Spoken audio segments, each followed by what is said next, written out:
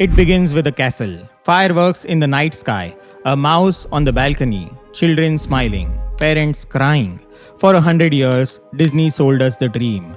Fairy tales, magic, happily ever afters. But every dream has a shadow, and behind this castle lurks an empire on something far darker.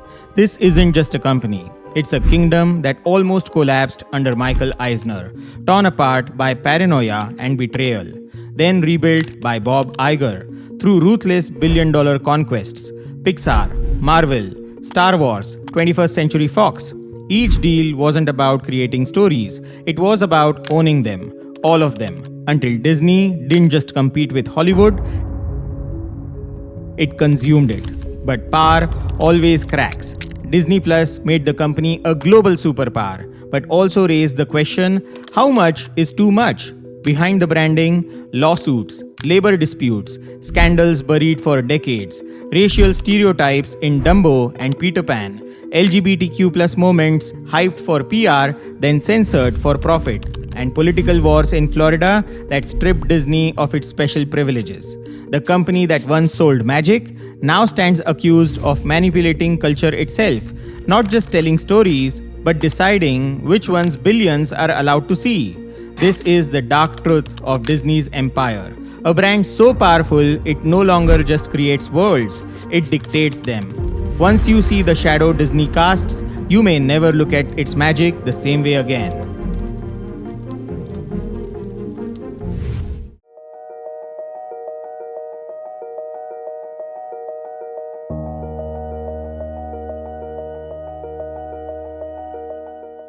Imagine a world where Disney no longer exists.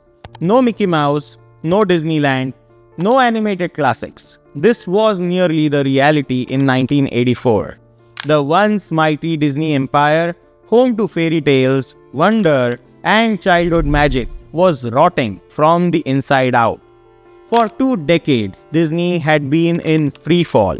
The animation studio was pumping out flops that audiences didn't care about. The theme parks, Walt Disney's crown jewel, were outdated. And worst of all, greedy Wall Street traders saw Disney as an easy target. The plan was simple: tear Disney apart, sell the studios, liquidate the theme parks, and erase Walt Disney's dream forever.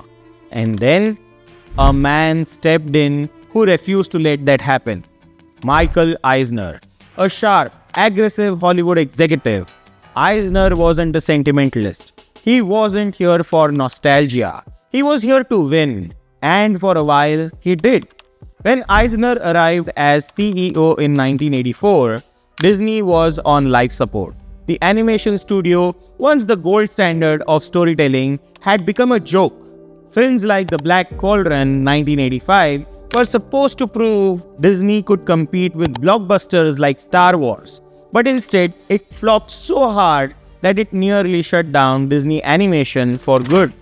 And it wasn't just animation. Disney's live-action films were a disaster too. The Black Hole 1979 was meant to be their Star Wars, but audiences rejected it, and critics laughed at it.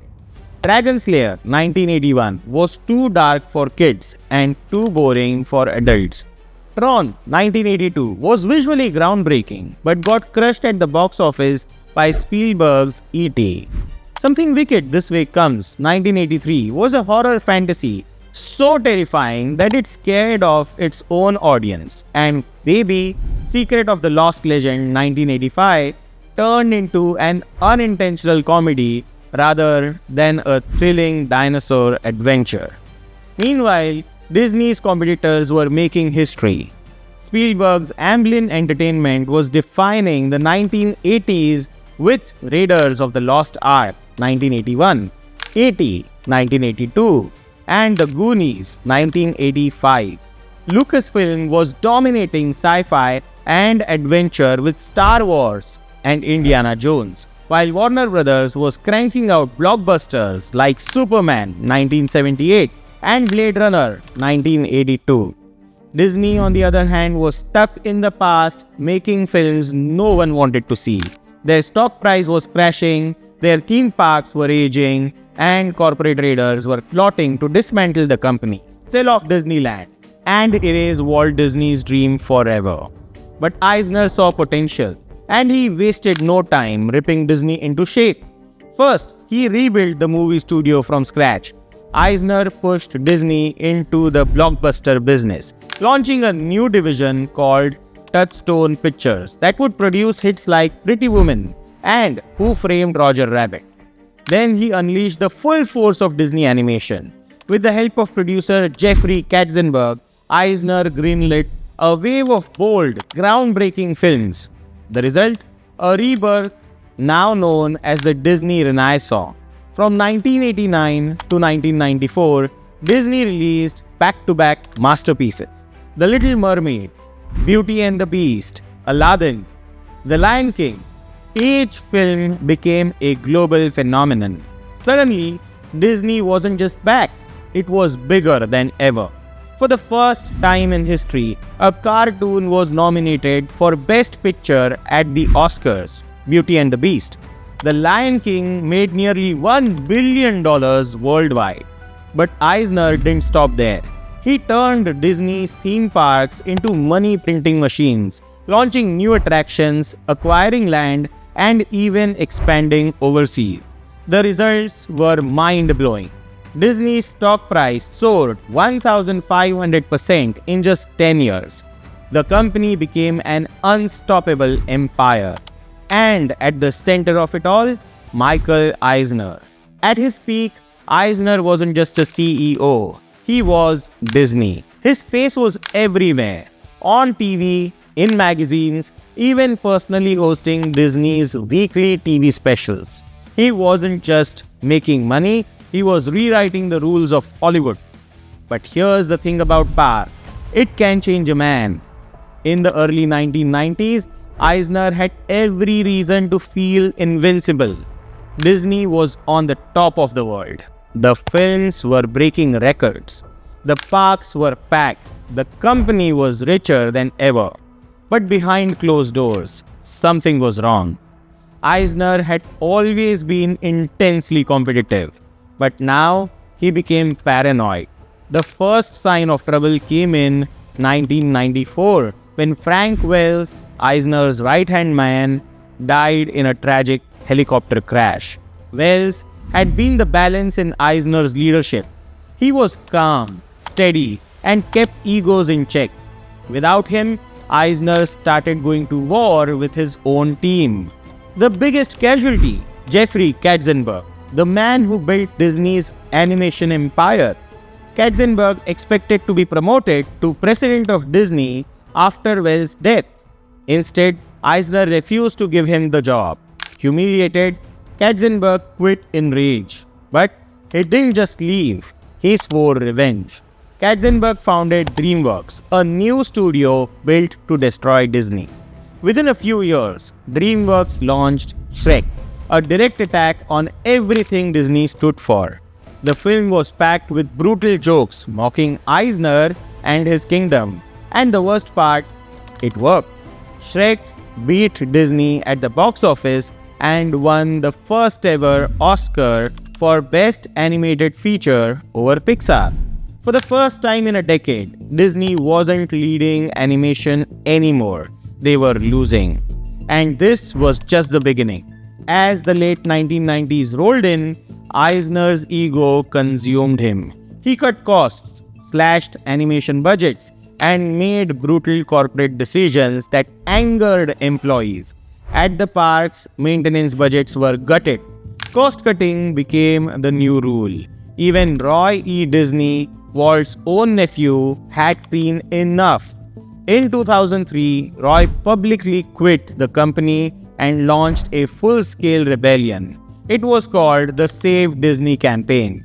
Roy didn't just want Eisner fired, he wanted his head on a spike. The battle climaxed at Disney's 2004 shareholders' meet, where 43% of investors voted to remove Eisner as chairman. A stunning humiliation. The board stripped him of his title. Eisner limped on as CEO, but the writing was on the wall. By 2005, The man who once saved Disney from destruction had become the biggest threat to its future. And so, on September 30th, 2005, Michael Eisner stepped down as CEO of Disney. No fanfare, no fireworks, just a quiet exit for the man who had once ruled an empire. But Disney wasn't saved yet. The company was battered, its creativity drained, and its future uncertain. The Eisner era had left behind a fractured empire, and now the Magic Kingdom was at a crossroads. Would Disney rise from the ashes or fade into irrelevance? One thing was certain: it needed a new leader, someone who could fix the damage, mend broken relationships, and make Disney unstoppable again. And that man, Bob Iger.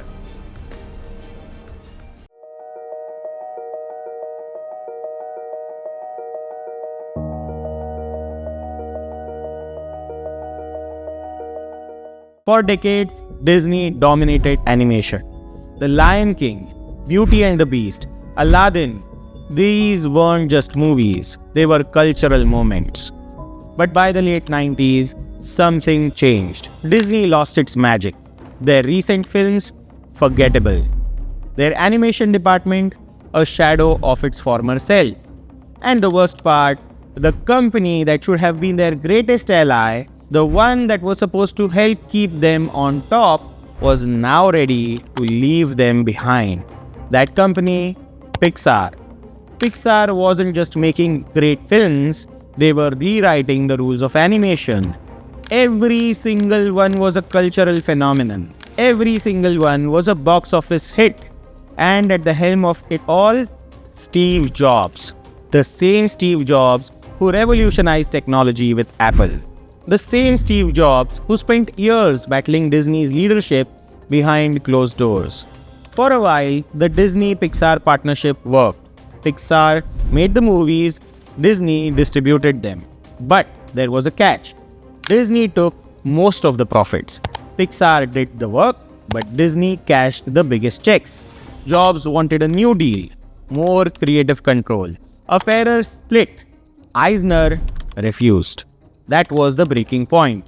Under their contract, Disney had the right to make sequels to Pixar films without Pixar.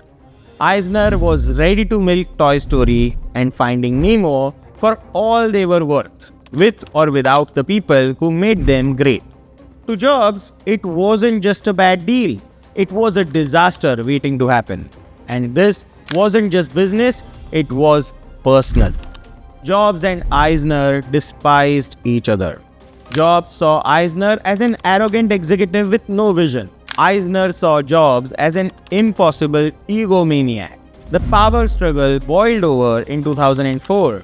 Jobs had enough. He walked away, ready to take Pixar elsewhere. Disney? Scrambling. Eisner had no idea he had just set Disney on the path to disaster. But Iger saw it. Bob Iger wasn't interested in winning ego battles. He wasn't here to play corporate politics. He was here to save Disney. And he knew one thing. If Disney lost Pixar, they lost everything. But convincing Jobs to sell Pixar to the very company he despised, that was going to take more than just a business pitch. Iger started small. He approached Jobs with a simple offer. Put Disney's TV shows on Apple's new iPod. A test. Could Jobs trust him? Could they work together? Slowly, Jobs softened. Just a little. He was willing to talk, but the terms had to favor Pixar. Iger kept pushing, floating ideas, trying to find common grounds. Jobs didn't budge.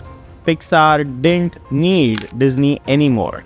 Then one day, Iger asked him outright, what would it take for Pixar to join Disney? Jobs didn't laugh. He didn't dismiss it. Instead, he gave Iger a challenge. Write down every single reason Pixar should do this and every reason why they shouldn't. Iger did exactly that. A brutally honest list. Every strength, every weakness, every reason why this could be the best or worst decision Pixar ever made. Jobs read it, and for the first time, he saw that Iger wasn't just another corporate suit. He wasn't just trying to save Disney, he actually understood Pixar. Things were moving forward. But then, Jobs dropped a bombshell. January 24, 2006, the deal was set to be announced, but just 30 minutes before, Jobs pulled Iger aside. He told him a secret, something only his wife and doctors knew. His cancer was back. It had spread to his liver. His time was running out. He gave Iger an out. If you want to back out of the deal, I understand. Iger had seconds to process what he had just heard. This wasn't just a business transaction anymore. If Jobs stepped away, what would happen to Pixar?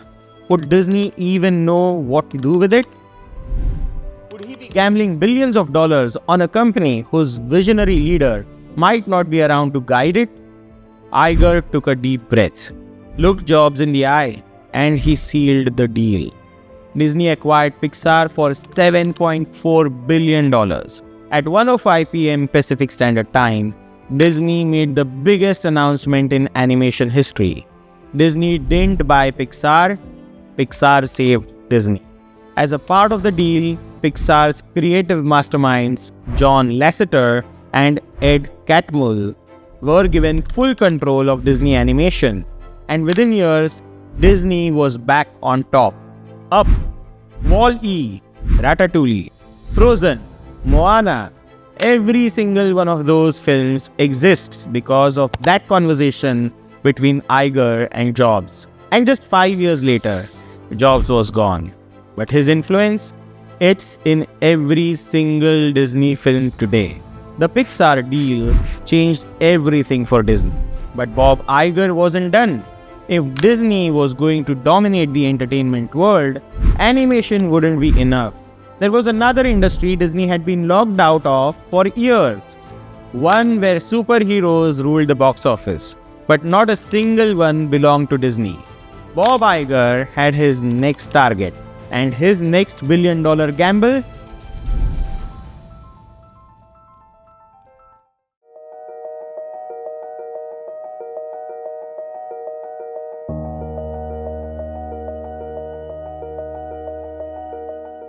In 2009, Disney had a choice.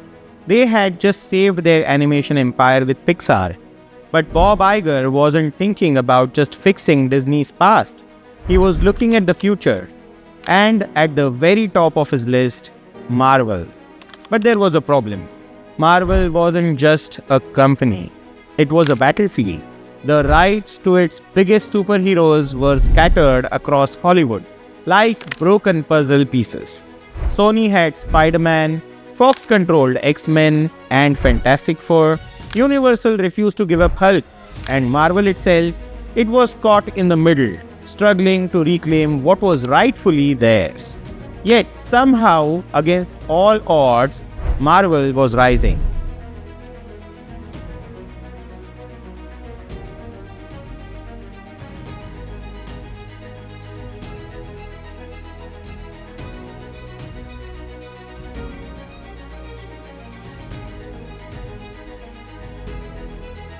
Marvel had found a way to fight back.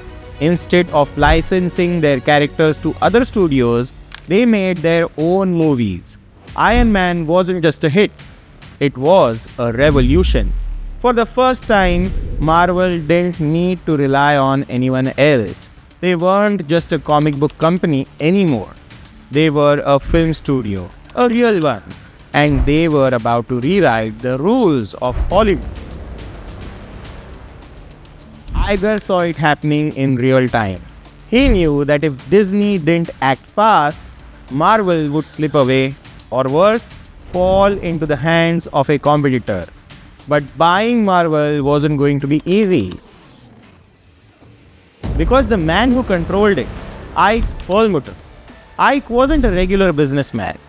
He was a ghost, a former Israeli military officer known for his extreme secrecy, relentless negotiation tactics, and total control over Marvel.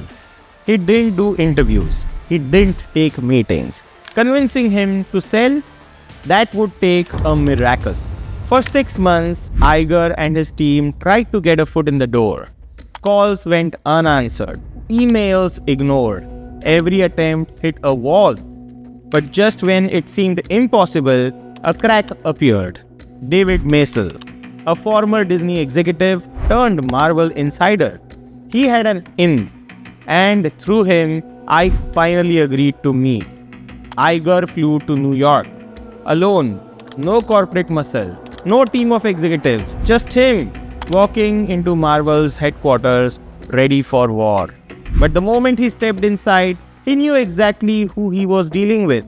There was no luxury, no high-powered office, just a tiny, unassuming room with a desk, a few chairs, and Ike Perlmutter. The conversation began. Ike didn't trust corporations, especially ones as massive as Disney. He was skeptical. He asked about Pixar. He wanted to know if Disney had respected its independence. Iger told him the truth.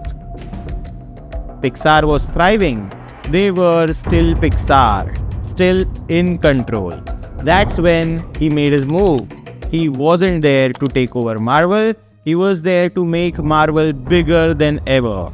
Ike listened. He didn't commit, but he didn't shut it down either. Instead, he did something unexpected. He invited Iger to dinner. This was no longer a deal. This was a test of trust. That night, over a quiet meal at a New York steakhouse, the real conversation began. Ike wanted to know one thing. Could Disney handle Marvel? Could they really let Marvel be Marvel? Iger knew the answer. He had learned from Pixar. You don't buy a creative powerhouse and strip away its identity. You let it thrive. Ike told him he needed time to think. But Iger had one more move to play. He reached out to Jobs. Jobs and Iger had become close since the Pixar deal. Jobs wasn't a comic book fan. He didn't even like superhero movies, but he understood business and he understood people. Iger asked Jobs to call Ike and vouch for him. The call happened and it changed everything. Ike finally agreed to negotiate. The deal wasn't simple. Marvel's film rights were a mess, spread across multiple studios. The financials had to be carefully examined. Iger's team dissected every number, every contract, every risk. They knew they were stepping into uncharted territory, but the reward? Too big to ignore. The final meeting arrived. Iger stood before Disney's board of directors, laying out his vision. Some thought Marvel was too risky, too edgy, not Disney enough. Others questioned the price. $4 billion was no small investment. Iger wasn't backing down. He told them what he saw. A goldmine of stories, characters, and a fan base unlike any other. Marvel wasn't just a gamble, it was the future. And if Disney didn't take it, someone else would. On August 31, 2009, the deal was done. Disney acquired Marvel for $4 billion. And just like that, the game changed. At first, people doubted the move. Could Disney really handle a company like Marvel? Would the hardcore fans accept this? Would Marvel lose its edge? Then, the Marvel Cinematic Universe happened. Iron Man 2, Thor, Captain America, the Avengers, one after the other, billion-dollar franchises emerged. The universe expanded. Fans didn't just accept it, they embraced it. Marvel didn't just survive under Disney, it became unstoppable. But that wasn't the real game changer. Iger looked at Marvel's roster and saw a problem. The biggest superheroes? All white men? He wanted to change that. He wanted heroes that looked like the world. That's when the idea for Black Panther and Captain Marvel took shape. There was pushback. Some inside Marvel argued that female-led and black-led superhero films wouldn't sell internationally. Iger refused to listen. He ordered Black Panther and Captain Marvel into production. The result? History. Black Panther shattered box office records, becoming a cultural phenomenon. Captain Marvel crossed $1 billion. The world changed. But this wasn't just about superheroes. This was about something much bigger. Because Bob Iger wasn't done yet, there was one more empire he had his eyes on. An empire that controlled one of the most beloved franchises in history. An empire built in a galaxy far, far away. And Iger's next move would be his biggest gamble yet.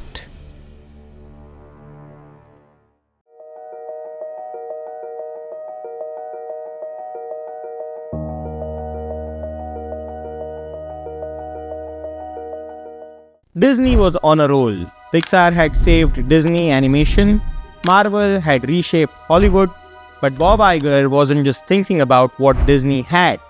He was thinking about what Disney was missing. And there was one name, one franchise, one galaxy, Star Wars. For decades, Star Wars had been more than just movies. It was mythology. It was a cultural force, and it was still untouchable. Because one man controlled it all, George Lucas. The idea of Lucas ever selling Star Wars? Unthinkable. But Iger had learned something from Steve Jobs. Trust couldn't be forced, it had to be earned. And so, he waited. Cut to May 2011, Lucas walks through Disneyland for the reopening of Star Tours. Fans cheer, the cameras flash. But behind closed doors, a different conversation is happening. Bob Iger saw his moment. He wasn't here to make an offer. Not yet. He was here to plant a seed. Over breakfast, away from the cameras, Iger leaned in and asked Lucas a simple question. What happens next? Lucas didn't reject the idea outright, but deep down, he knew something unavoidable. He had no heir to take over Lucasfilm. No one to carry his legacy. One day, his life's work would be out of his hands, whether he liked it or not. If he didn't choose who took over, someone else eventually would. But if he ever did, Disney would be the only call he made. That was all Iger needed to hear. December 2011. Bob Iger's phone rings. 7 months later, Lucas made that call. They met at Disney's headquarters in Burbank. But this wasn't a casual conversation anymore. This was real. Lucas wasn't just thinking about selling. He was ready to talk. But there was a problem. Lucas wanted the Pixar deal. Iger hesitated. The Pixar deal had been worth $7.4 billion, a studio at its peak, with a pipeline of films, world-class directors, and a clear roadmap for the future. Lucasfilm had Star Wars, but no active movie development, no production team, no clear future. Iger couldn't overpromise. He told Lucas the cold truth. This deal wouldn't be like Pixar's. Lucas paused. For decades, he had built Lucasfilms into a global powerhouse. And now, he was being told it wasn't on the same level as Pixar. But instead of walking away, he asked, how do we make this work? Iger knew what they needed. Numbers. Disney dissected Lucasfilm from the inside out. They analyzed every deal, every license, every contract. Industrial Light and Magic, the VFX company, the Star Wars toy empire, the video games, the books. What they found? A gold mine. Even without new films, Star Wars was still one of the biggest franchises on the planet. Disney was ready. The final offer, $4.05 billion. It wasn't the Pixar deal Lucas had wanted, but it was more than Marvel. And he accepted. Lucas still wanted creative control. For decades, every Star Wars decision had gone through him. Every character, every storyline, the entire mythology. He wasn't just selling a company. He was handing over his life's work. And he couldn't do it. Twice the deal fell apart. Twice Lucas walked away. Twice Disney thought Star Wars was gone forever. Then, in a last-minute twist, Lucas revealed something no one saw coming. He had written outlines for 3 new Star Wars sequels, the future of the saga. Disney bought them. But the contract, it didn't require them to use them. Lucas assumed that because Disney had paid for his ideas, they would follow them. They didn't, because they had a different plan. Lucasfilm's new head, Kathleen Kennedy, and director J.J. Abrams took Star Wars in a new direction. Lucas was blindsided. He had trusted Disney to continue his story. Instead, his outlines were discarded. The final blow came when Lucas was invited to an early screening of The Force Awakens. When the lights dimmed, he expected bold storytelling, new frontiers, something that pushed boundaries, just like he always had. Instead, he saw a remix of A New Hope, a safe movie, a familiar one. He sat there watching as his world played out in a way he hadn't envisioned. When it ended, he was deeply disappointed. To him, this wasn't his Star Wars. This was Disney's Star Wars. But the deal was done. On October 30th, 2012, Disney officially acquired Lucasfilm for $4.05 billion. The Star Wars universe was now under Disney's control. Some fans celebrated. Others were skeptical. But one thing was certain. Disney had just made the biggest bet in Hollywood history. But Bob Iger wasn't done. Because if Disney was truly going to become the most powerful force in entertainment, they couldn't stop with Star Wars. There was one more acquisition that would dwarf them all. A deal 4 times bigger than Marvel. A deal that would change the entire media landscape forever.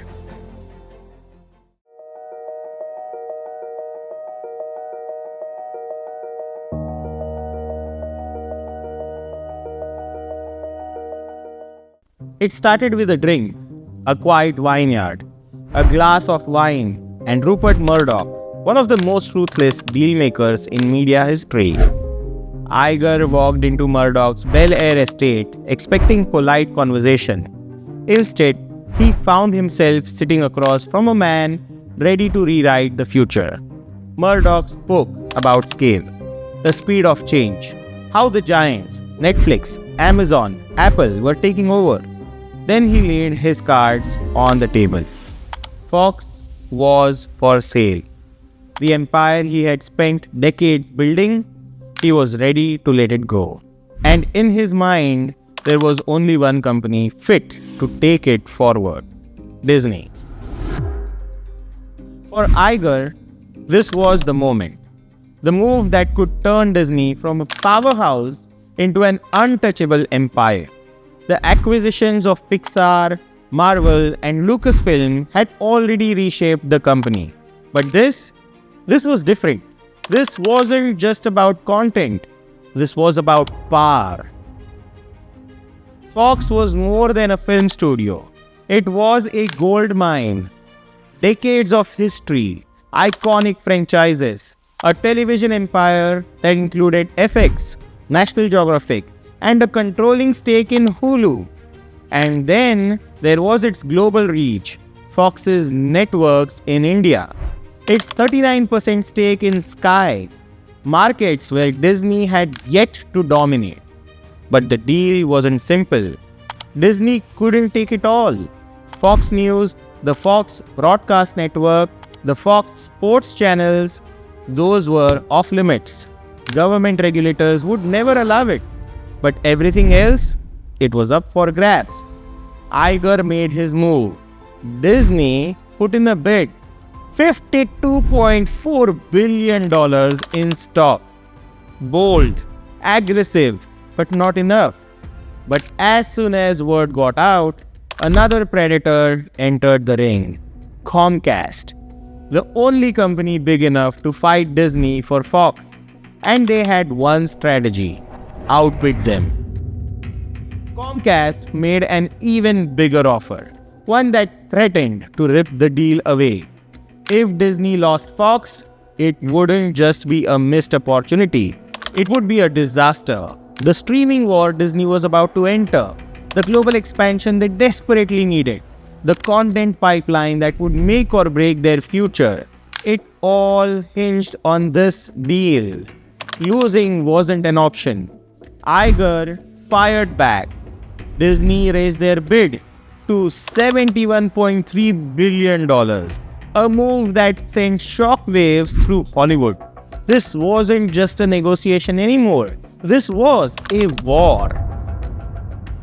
But Disney had something Comcast didn't: regulation. Comcast already owned NBC Universal. If they took over Fox, they would become too powerful. The government would tear the deal apart.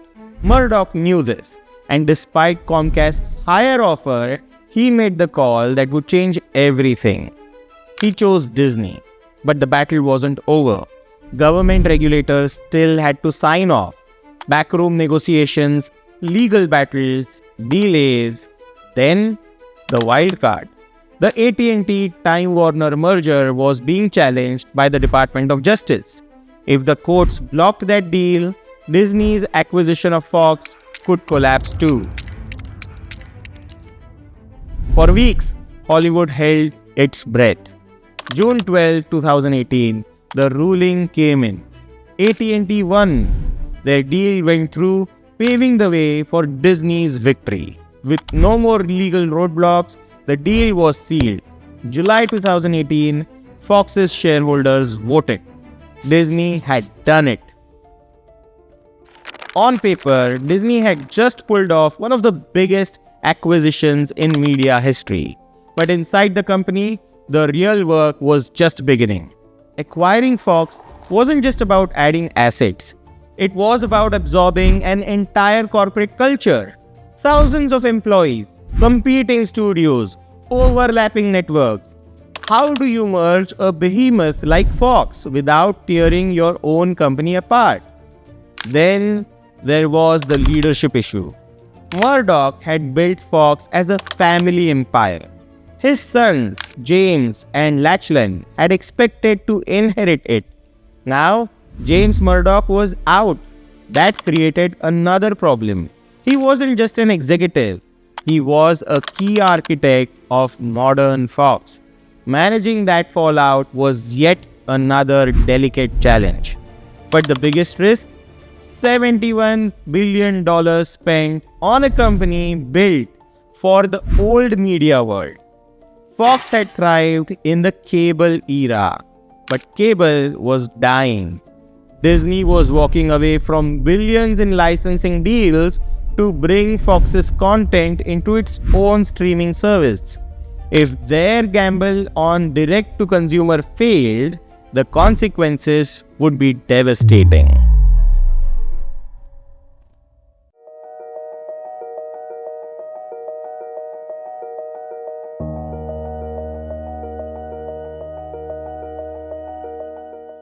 When the dust settled, Disney wasn't just the most powerful media company in Hollywood, they were the future of entertainment. Fox gave them full control over Hulu, allowing them to turn it into a major player in streaming wars. It gave them a treasure trove of intellectual property: The Simpsons, Avatar, Alien, X-Men, and most importantly, it set the stage for Disney Plus, their answer to Netflix. With Fox's library, Disney Plus wasn't just another streaming service. It was a juggernaut. November 2019, Disney Plus launched. 5 months later, 50 million subscribers. 2 years later, 100 million subscribers. The gamble had paid off. The acquisition of Fox wasn't confined to only a business deal. It was the moment Disney rewrote the rules of Hollywood. They didn't just buy a company, they eliminated a competitor, secured their place as a dominant force in global entertainment, and built the foundation for a streaming empire that would challenge Netflix, Amazon, and every other media giant in the world. And at the center of it all, was one undeniable truth. Disney not only won the war for Fox, they changed the future of entertainment itself. By the time Iger stepped down in 2020, Disney had gone beyond an animation studio or a theme park company. It had become a media empire. But with great power comes controversy. Had Disney become too powerful?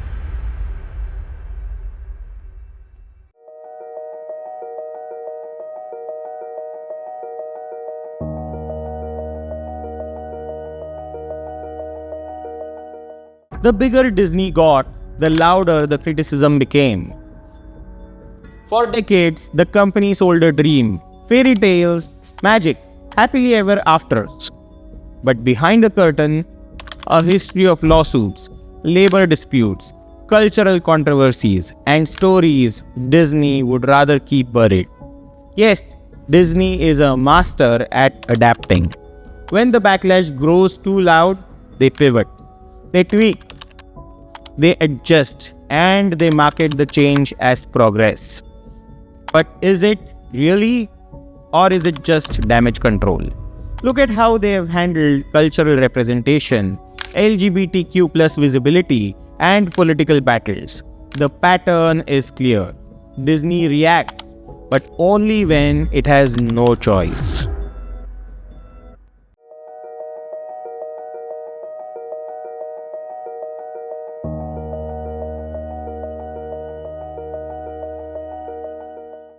For nearly a century, Disney has shaped childhoods, built dreams, and defined what it means to tell a story.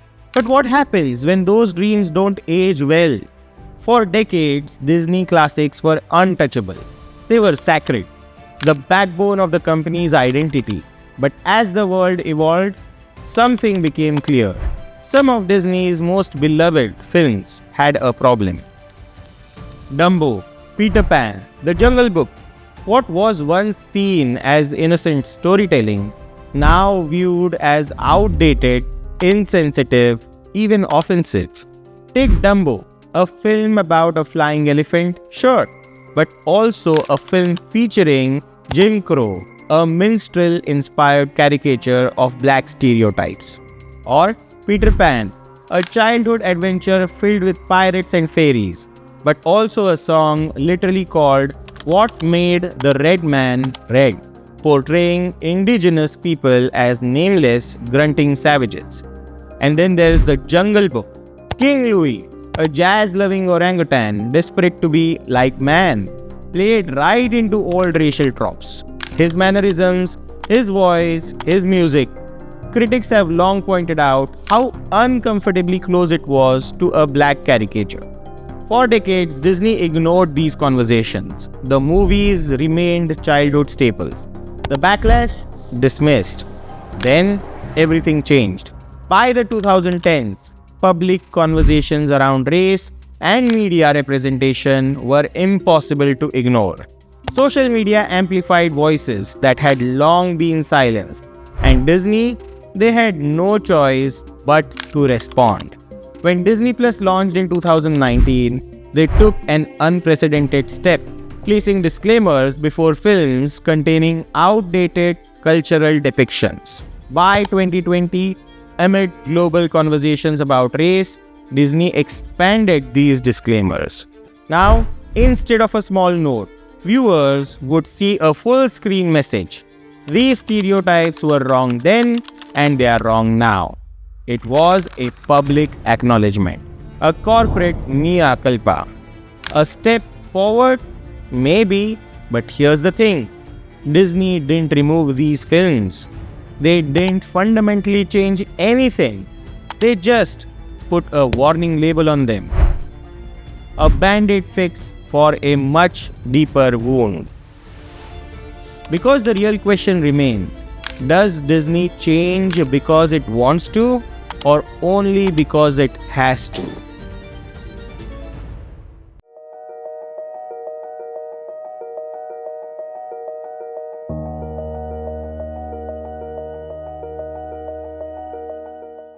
If cultural representation has been a long-standing issue, LGBTQ plus visibility is an even bigger battleground. One minute Disney is celebrating diversity, waving pride flags, and hyping up all characters. The next, they are censoring content in international markets to avoid backlash. So, what's really going on here? Take Beauty and the Beast of 2017. Disney promoted LeFou's exclusive gay moment like it was a revolutionary step. In reality, a blink and you miss it dance scene. Even Josh Gad, who played LeFou, later admitted that the controversy was blown way out of proportion. But that was just the beginning. Then came Strange World of 2022, featuring Disney's first openly gay lead character. This time, instead of trimming scenes for international markets, Disney pulled the film entirely from multiple countries where LGBTQ plus content is banned. A bold stance? Maybe, but then the backpedaling started. Reports surfaced that Inside Out 2 underwent changes to make Riley less gay-coded. And Win or Lose, a Pixar series originally featuring a transgender storyline, was quietly altered. Its trans character rewritten as cisgender. Why? Disney reportedly felt the timing wasn't right. And let's not forget the leaked reports from Pixar employees in 2022. They claimed that Disney executives repeatedly cut nearly every moment of overtly gay affection from their films. The message was clear. LGBTQ plus inclusion is fine for marketing, but when it threatens the bottom line, it gets scaled back. And when Disney finally did take a stance, it led to one of their biggest political battles yet.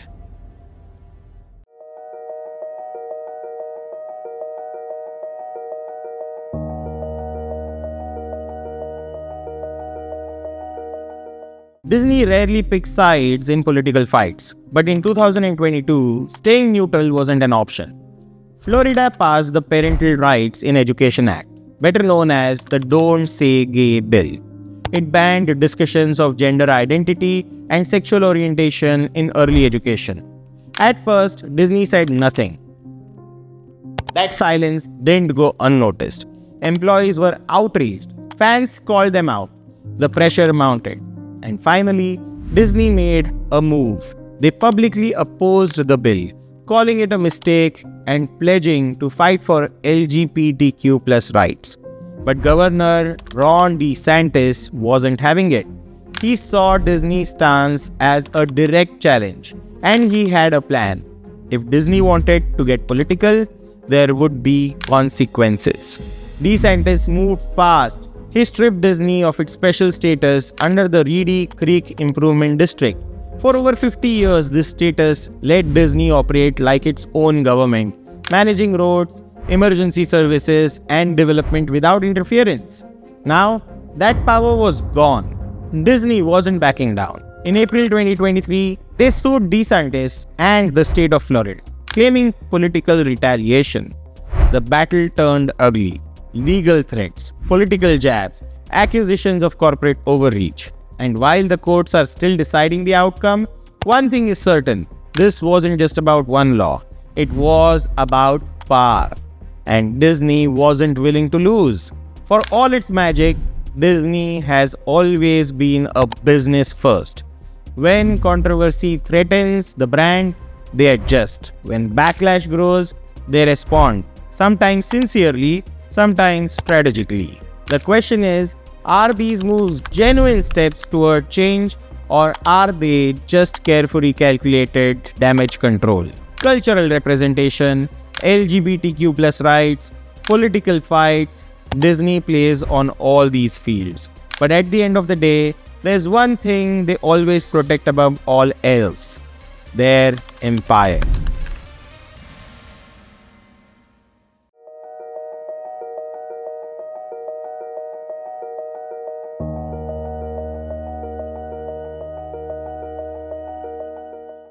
For 100 years, Disney has been more than just a company. It's been a cultural force, a factory of dreams, a builder of kingdoms, a storyteller that shaped generations. But what happens when the storyteller becomes the story? Disney started with a scrappy animator and a talking mouse. It survived bankruptcy, betrayal, strikes, and corporate takeovers. It built theme parks that changed entertainment forever. It dominated animation, conquered superheroes, and took over a galaxy far, far away. And yet, at its peak, Disney found itself fighting battles it never expected. It wasn't just about movies anymore. It was about power, influence, control. One company owning Pixar, owning Marvel, owning Star Wars, owning Fox. The empire was complete. But in the shadows, the crack had begun to form. The cultural controversies, the internal battles, the political wars, the growing backlash against Disney's dominance. Because here's the thing about power. The bigger the empire, the bigger the target. Once upon a time, Disney was a rebel, challenging Hollywood with groundbreaking animation, building theme parks no one believed in, taking wild gambles on impossible dreams. Now, Disney is the empire. It controls the industry. It dictates the trends. It shapes the culture.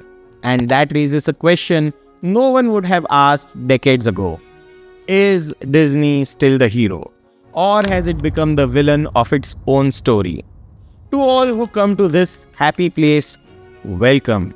That's what Walt Disney said when he opened Disneyland in 1955.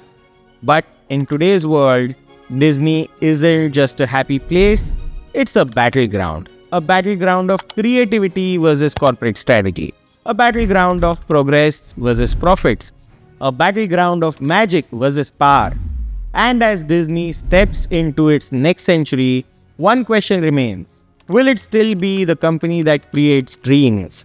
Or will it become the company that controls them?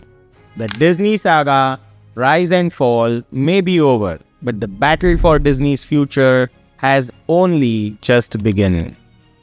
I hope you found the Disney saga as fascinating as it is shocking. But the drama doesn't stop here. If you are ready for another explosive business story, check out this video right over here. I will meet you in there in just a second. Cheers.